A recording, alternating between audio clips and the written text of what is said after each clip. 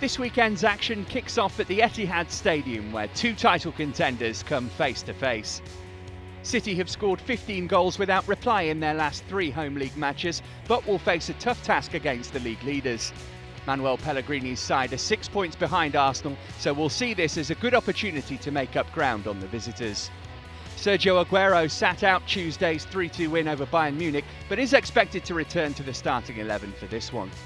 Arsenal drew 1-1 at home to Everton last time out and failed to extend their lead at the top to 7 points. Questions have been asked of the Gunners' title credentials, but a result in this one will send out a clear message to the chasing pack, and Goal UK chief editor Sam Lyon expects Arsene Wenger's men to leave with a point.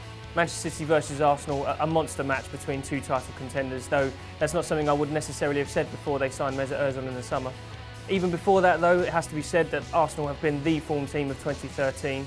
They go into this match flying high and surely confident of pulling off a result. I don't actually expect them to get a win. Manchester City indomitable at home, coming off the back of a monster win at Bayern Munich.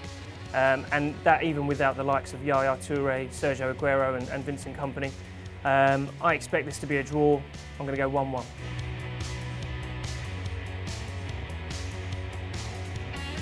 Inconsistent form has threatened to derail Jose Mourinho's first season back at Stamford Bridge, so the visit of strugglers Crystal Palace will be welcomed by the special one.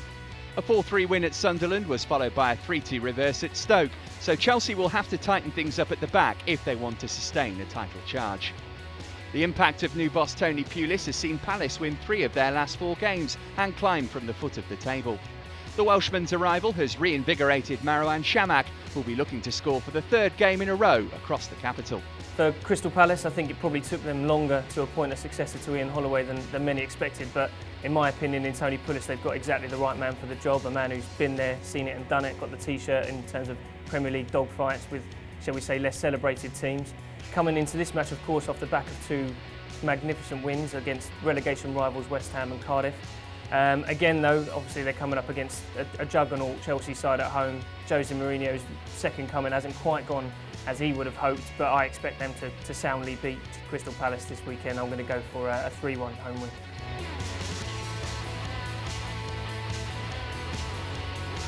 Paul Lambert's side suffered a 2-0 loss at Fulham, but a win on Sunday would see them draw level on points with their opponents. Last season's star Christian Benteke will hope to add to United's woes and end a run of 7 games without a goal. The Red Devils start the weekend 9th in the table after last weekend's home defeat to Newcastle. That result was followed by a 1-0 win over Shakhtar, in which Robin van Persie was a second-half substitute as he continues to recover from a groin injury. Aston Villa versus Manchester United, the clash of the 2 inconsistents this season. How David Moyes must wish he could play Rooney and Van Persie together every single game.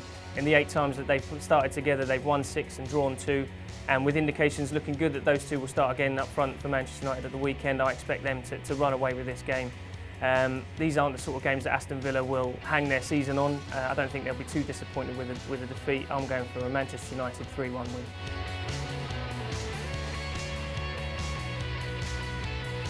White Hart Lane is the venue for Sunday's tea-time kick-off as Tottenham Hotspur host Liverpool.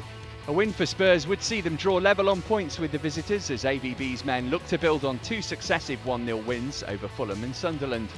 The Portuguese boss has turned things around following the uncertainty over his future after a home defeat against Newcastle last month. Liverpool arrive in North London with Luis Suarez in red-hot form, having netted 5 times in his last 2 outings. Last weekend's 4-1 win over West Ham did, however, come at a cost, with Steven Gerrard limping off with a hamstring injury, which will keep him out until the new year. Tottenham versus Liverpool, a match that I think could actually define both teams' season. Tottenham not nearly as bad as they've been made out to be in recent weeks, but probably not nearly as good as £100 million investment over the summer suggests they could be. That said, they've shown signs of improvement going forward in recent weeks, though that has been countered by increasingly porous defence. And of course, this weekend they come up against Luis Suarez. I fear for the likes of Michael Dawson against the informed Uruguayan. Can Luis Suarez keep it up for the rest of the season is a big question for Liverpool. I expect with the prospect of a move to Real Madrid, possibly in the future, I suspect he will. And I expect him to perform again this Sunday. That said, I'm going to go for a draw, sitting on the fence, probably a 1-1. Elsewhere, Sam predicts wins for West Brom, Everton, Sunderland and Swansea, with draws expected at St James's Park and the KC Stadium. And remember, you can keep up to date with all the action on the Goal Live Match Centre.